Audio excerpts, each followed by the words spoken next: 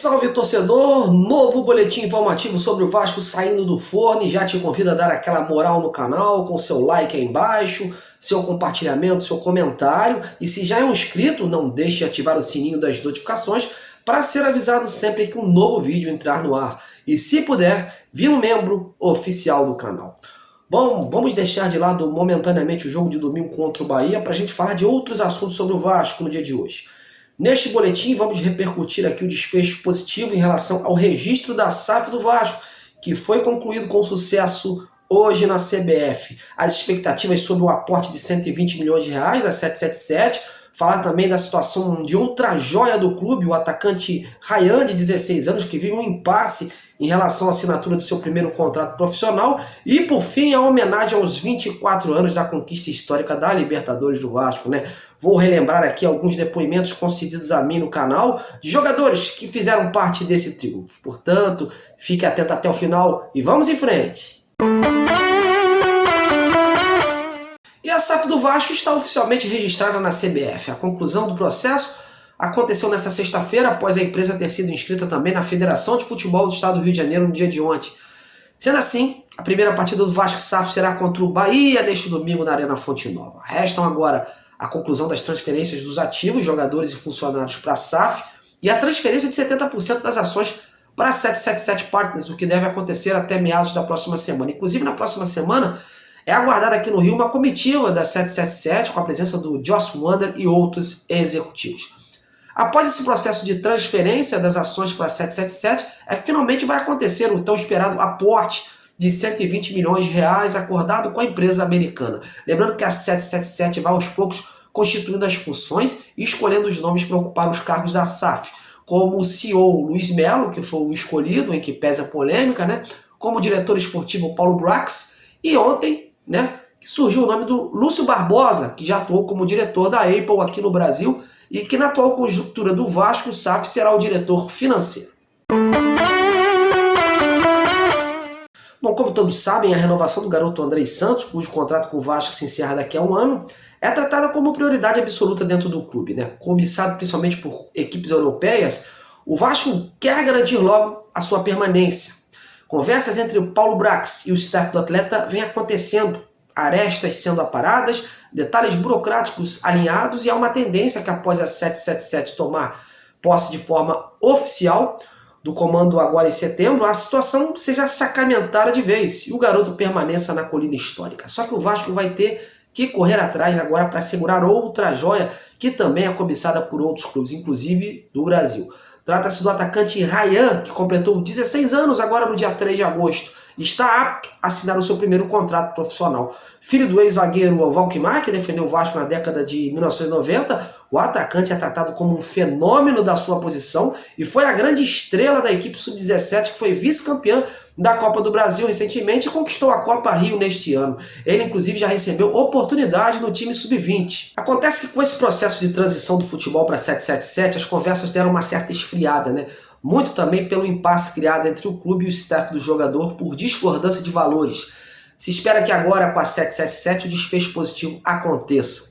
Hoje eu fui atrás do staff do atleta para saber se já tinha alguma tratativa em vista para se chegar a um consenso. Falei com o empresário Nenezini, que gerencia a carreira do Ryan. Ele me revelou que nas próximas semanas serão iniciadas as conversas com o Vasco. O empresário está em viagem e preferiu não entrar muito em detalhes. Mas a informação de momento é que as conversas serão retomadas nas próximas semanas e a participação do Paulo Brax, atual diretor esportivo pela 777, será fundamental nessa engrenagem, né? Eu acredito que vai se chegar a um acordo, pois o jogador tem a vontade de continuar no clube, que defende desde os 6 anos de idade, tem toda uma história, né? Assim como o Andrei. Além do mais, vale ressaltar que caso apareça uma proposta de outro clube no meio do caminho, o Vasco tem a possibilidade de cobri-la devido ao contrato de formação firmado com o Ryan, que é válido até agosto do ano que vem. Vamos aguardar. Bom, meus amigos, eu não poderia deixar de encerrar esse informativo de hoje sem antes lembrar do histórico dia de hoje. Há exatos 24 anos, o Vasco conquistava de forma impecável e inédita a Copa Libertadores da América de 1998. O grupo comandado pelo professor Antônio Lopes era formado por uma constelação de estrelas como Mauro Galvão, Felipe, Pedrinho, Juninho, Ramon, Donizete, Luizão, isso só para citar alguns. Além do mais, o Vasco até hoje é o único clube a conquistar a Libertadores no ano do seu centenário. Um feito super importante, né?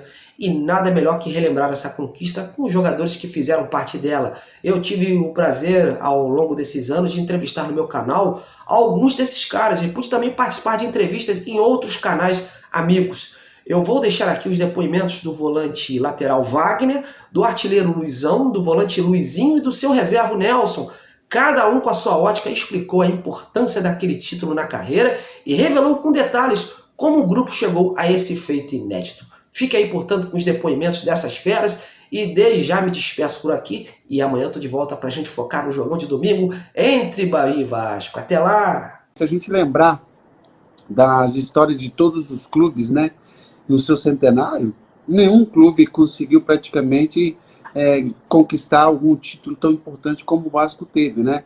Se a gente falar do próprio Flamengo em 95, se a gente falar dos Galácticos, que é o Real Madrid da época, do Palmeiras, foi só decepção, né? Então, quer dizer, não tem como a gente não ser reconhecido por esse fato aí. Poxa, o título Libertadores para mim, pelo Vasco, né, foi o meu começo de história na Libertadores, né? Então, para mim, representou muito. Eu tinha sido campeão paranaense, campeão paulista, mas, assim, um título de tanta expressão eu não tinha ganho ainda.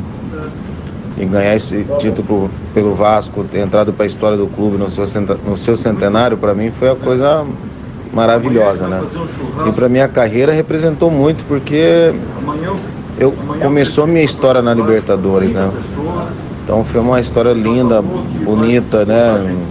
Então, poxa, para mim foi maravilhoso poder entrar para a história do clube, o carinho dos torcedores, isso foi maravilhoso. É um time que já vem montado, né, desde 97, né, o senhor Antônio Lopes já vinha organizando, né, aquela estrutura, não só do time, mas a estrutura própria de jogo. Tanto é que a gente chega na final de 97, né, a gente acaba não levando ali. Muitos não acreditavam que o Vasco conseguisse, naquele primeiro semestre, chegar àquela final, mas a gente conseguiu. E aí vem o Brasileiro, né, que foi a grande conquista ali, e tendo o Edmundo também como o grande destaque da equipe, mas a maior equipe muito coesa, né? Quer dizer, que jogava muito coletivamente, muito bem organizada, e é isso. E aí a gente avança para 98, né? Mesmo com a mudança, com a saída do Edmundo, né, e do Evair, né, que eram super importantes ali no nosso ataque, o Vasco fez duas grandes contratações, que foi o Donizete e o Luizão, e eles encaixaram perfeitamente ali no nosso esquema, justamente como o professor Lopes gostaria que a equipe jogasse, tivesse mais pegada, principalmente no campo ofensivo, né? Essa nossa marcação alta que todo mundo fala hoje. Então a gente já realizava aquilo, né? Isso a gente já fazia lá em Cachoeira de Macacu. A gente treinou muito isso, exaustivamente, esse tipo de situação de jogo, né? Essa marcação alta que a gente exercia, principalmente quando jogava em São Januário, principalmente. Então era uma equipe que, além do time, era um elenco forte, né? Era um elenco muito forte. Então, a gente, assim, nós não começamos muito bem, mas quando chegou em São Januário, né, quando a gente voltou do México, a gente sabia que o time ali iria arrancar, né, rumo ao título, né? E principalmente com a torcida, né? A torcida em São Januário foi fundamental ali pra gente. Falar da Libertadores, cara, era um time muito unido. Era um time muito unido. Muito. Era aquele time que olhava um pro outro e falava assim, ó, vamos ganhar, sabe? Eu confio em você. Ainda que tecnicamente era um time bom pra caramba. Pô, Donizete, Luizão. Então assim, mas o time era muito unido. O time era muito unido, assim. O time era uma família, tinha prazer de estar ali, sabe como é que é? Então, a gente vê quando as pessoas têm aquele...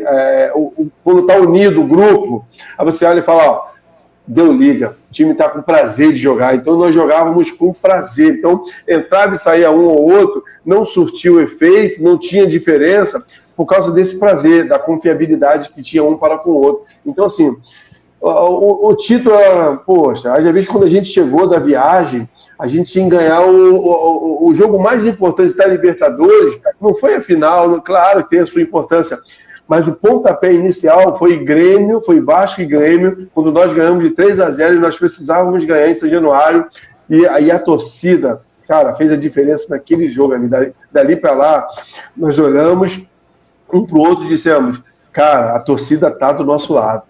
A gente achou que a gente fosse chegar por baixo, a torcida naquele jogo, cara. Aquele jogo eu vejo sempre porque eu tenho aquele DVD, passei para DVD e me emociona porque a torcida deu um show. Era quase 15 minutos só da fumaça até ela dissipar.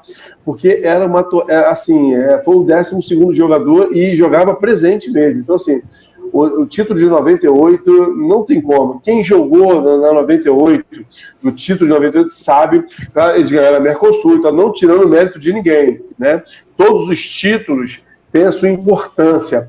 Mas se você perguntar aquele jogador ali e falar, cara, 98 era diferente. Era diferente. Não tinha estrela. Não tinha estrela. Era uma constelação, vamos dizer assim. Não tinha uma única estrela. Mas foi o fulano que jogou pra caramba, eu sorte. Não tinha. Mas o time tudo corria. O Luizão era o cara que mais corria. E era o centroavante.